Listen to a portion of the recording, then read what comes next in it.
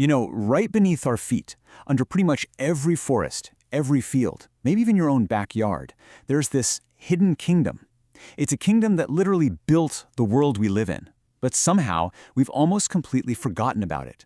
So today, we're going to talk about the true unseen architects of life on land, fungi. To really get their story, you have to go way, way back. I'm talking before the first trees, before ferns, way before any complex plants started covering the continents. Earth was a totally different place back then, almost alien. So what exactly was running the show on this barren landscape? Well, the answer is pretty wild. For an incredible 40 million years, the tallest things on land were these bizarre 20-foot-tall pillars that just dotted the horizon. Seriously, try to picture that, a world of silent, massive spires reaching up to the sky. These things were Earth's very first giants. And for more than 100 years, scientists were totally stumped. They looked at the fossils and knew they weren't trees, they weren't any kind of plant anyone could recognize. So what were they? It turns out the truth is way stranger than anything they could have guessed. We now call them Prototaxites, and they were fungi. Yep, giant, land-dwelling fungi that were a huge part of Earth's first ecosystems long before the age of plants as we know it. They were the original pioneers. But the reign of these giants couldn't last forever. A new kind of life was getting ready to make the jump from the oceans. And this next chapter, well, it wasn't about one thing dominating. It was all about partnership, a kind of handshake that would completely reshape the entire planet. Okay, so life's next big move was from water to land, but the first plants to try this faced a massive problem. The land was basically just barren rock. There was no dirt, no nutrient-rich earth to put down roots. How could anything possibly survive that?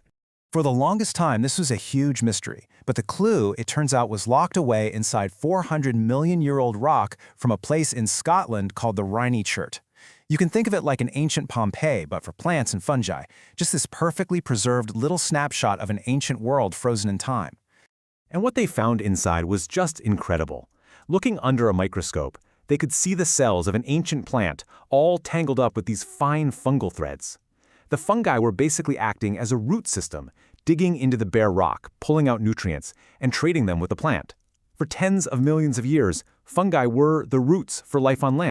And in the scientific community, this was a huge deal. The Rhynie Chert gave us the very first evidence of this world-changing partnership, which we call mycorrhiza, this amazing symbiotic bond between a fungus and a plant. This right here, this was the handshake that let plants conquer the continents.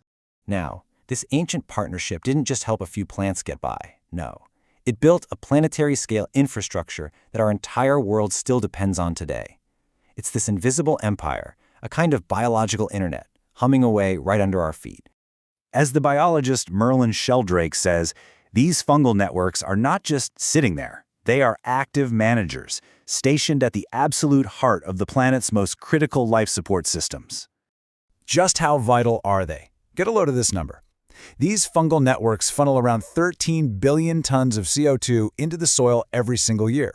To give you some perspective, that's roughly a third of all global emissions from burning fossil fuels. They are a massive player in managing the world's carbon, and we barely talk about them. And the sheer scale of this network, it's just mind-bending.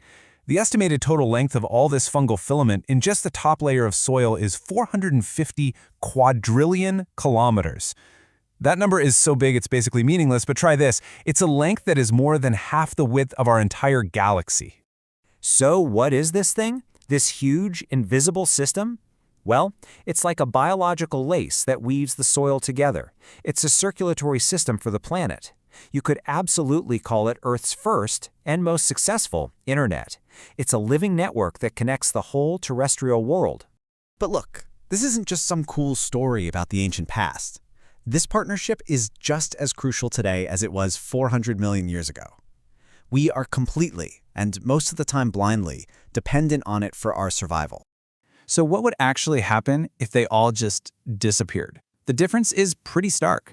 With fungi, we get healthy soil, nutrients get cycled, carbon gets stored, and ecosystems thrive.